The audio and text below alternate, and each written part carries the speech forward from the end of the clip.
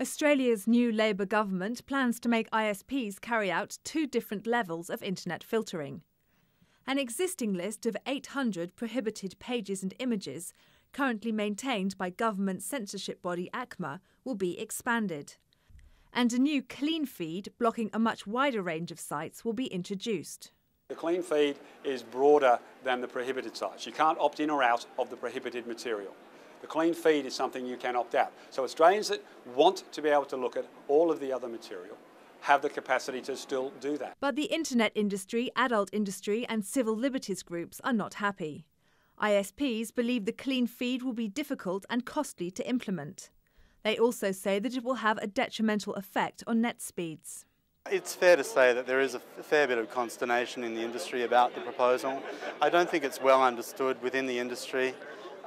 There is a little bit of ambiguity around the policy itself. Companies like Telstra and all of the peers that were our competitors in the market, we can't be police. We can't, technology will always outrun and outsmart anything that we did yesterday, and people will find ways around. So there have to be different ways to get at it versus us just trying to find a technology solution that gets outmoded, outdated, literally the day that you start implementing it, and you spend a lot of money doing those things. It's not a good use of capital. A particular concern is dynamic filtering. This would mean that ISPs had to check every element of every web page that a user tried to access.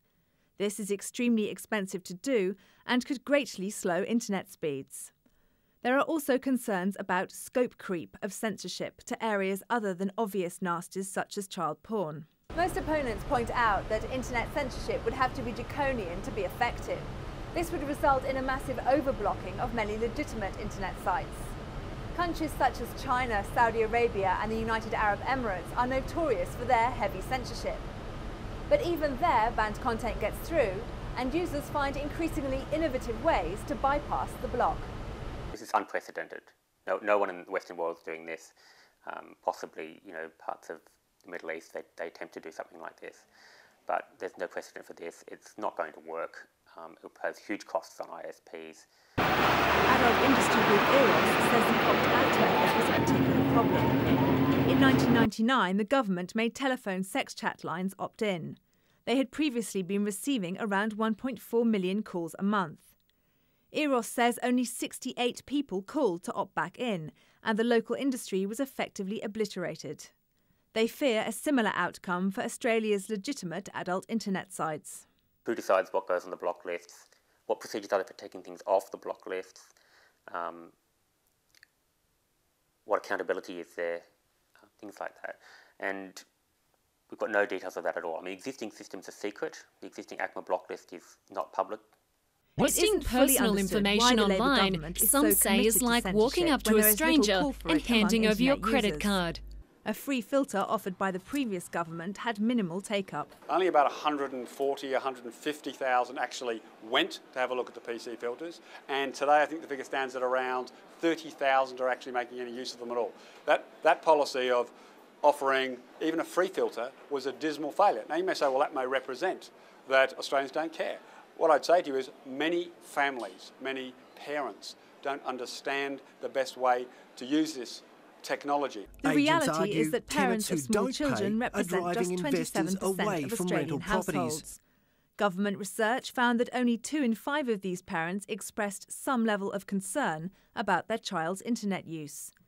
Even companies that produce content control software are uneasy with state-level filtering.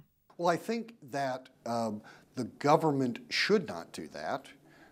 There is this common denominator, which everyone would stop. But beyond that, if you look at Australia, you look at the US, the UK, our strength fundamentally is we're pluralistic societies, and one size does not fit all.